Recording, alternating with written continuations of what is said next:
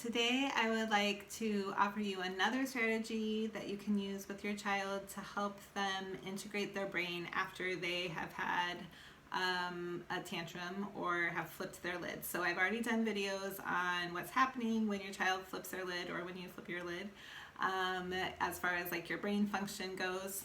I've also done a video of one other strategy called Connect Before You Redirect.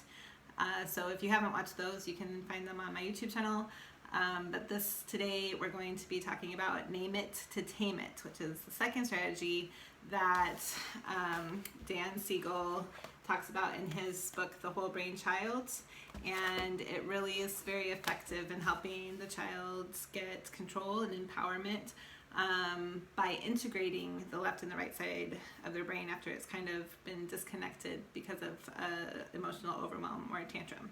So the left side of the brain is that logical, like very linguistic words side of the brain, and the right side of the brain is like the more artistic, emotional part of the brain. So in the Connect Before You Redirect, the idea is to connect with the emotional part, the right side of the brain, and then you can get access to the left side of the brain. But as long as the flipping of the lid is happening, the left side of the brain is not available. So what we want to do with Name It to Tame It is kind of take both sides of the brain. So the flipping of the lid has happened, there's a separation that is occurring, and right now it's like being overwhelmed with emotion. And so what we're going to try to do is get these two to kind of come back together through storytelling. So in education, we often use something called social stories, which is basically the same idea. After an event has occurred, we can go back through it with the child and kind of write it out in a storybook form as far as, okay, so this child bumped into you, how did you feel? You were very angry, what did you do? You pushed the other child, what happened to the other child? They fell down, what happened to their emotions? What did their face look like? They were sad, they were upset, they were crying, they were hurt. And then kind of writing this all out in a storybook form. And it can be like photographs, it could be really elaborate illustrations, it could just be stick figures. That's what you're gonna get if I'm doing it with you. It's more about the process of them being able to use their right side of the brain to really imagine what happened, to think about their emotions and what they were feeling, and then tie that to the left side of their brain where they're using their words and their, language and logical sequence of order. So integrating the brain in that way. So, and then you can also go to the next step of, well, what could you do differently next time if someone bumps into you? And give them that piece of empowerment so that they can have a positive outcome and they can, in their mind, envision, what would I do next time if this happens that has a more positive ending? So, I'll just say, excuse me, or you bumped into me, or whatever it is. So, what we can do is create these stories for the children, and it can also be about something that is going to happen in the future that might be causing anxiety or fear. So next week we're going to be going back to school with a small group of 10. Our first cohort is starting back. So we'll be sending out a social story on Monday for the children so that they can begin to walk through what it will be like. So when you arrive at school, what's going to happen? What's going to happen in the classroom? What is the day going to look like? What are the faces going to be that I'm going to see? So that if they're having anxiety and fear,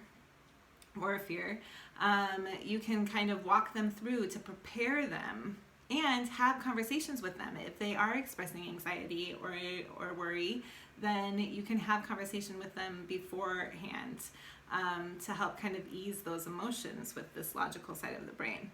So I was planning on just sending that to the families that are returning, but I'll send it out to everybody just so that you can kind of get an idea of what I'm talking about. But you can use social stories for anything.